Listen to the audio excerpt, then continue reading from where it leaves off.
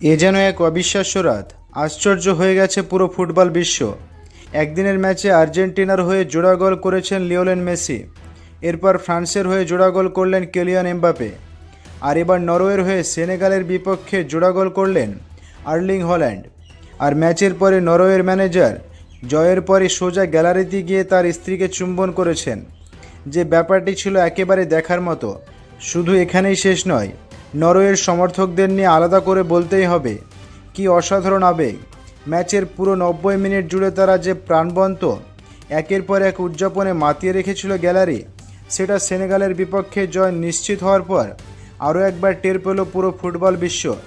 নরওয়ের খেলোয়াড়রা মাঠে নিজেদের সমর্থকের সামনে বসে একসঙ্গে উদযাপন করল বিখ্যাত ভাইকিংসদের নৌকাবহর সে ঐতিহ্যবাহী ভঙ্গিতে দুর্দান্ত উদযাপন। এটা বিশ্বকাপের সৌন্দর্য। এক পাশে ফুটবল, অন্য পাশে কোটি মানুষের আবেগ, সংস্কৃতি আর উন্মাদনার এক মিলন মেলা। তাতে দীর্ঘ 28 বছর পর হল্যান্ডের জোড়া গোলে বিশ্বকাপের নকআউট খেলবে নরওয়ে। এদিন ম্যাচের 43তম মিনিটে সেনেগালের বিপক্ষে এগিয়ে গিয়েছিল নরওয়ে। গোলটি করেছেন মার্কুস হোম গ্রেস বেদারসন। এরপর হল্যান্ডের গোল বিধ্বংসী এক পাল্টা আক্রমণ ব্যবধান দ্বিগুণ করল নরওয়ে।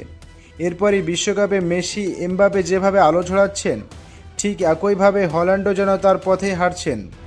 নরওয়ের জার্সিতে 52তম ম্যাচে 58 গোল, অবিশ্বাস্য।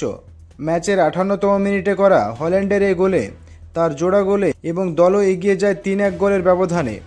এরপর 3 গোল হজম করার পর লাস্টে আরও একটি গোল করেছেন সেনেগালের হয়ে জোড়া গোল করলেন ইসমাইল আসার। শেষ মুহূর্তে করা এই গোলের ব্যবধানে 3-2 দারুণ লড়াই করেছে সেনেগাল।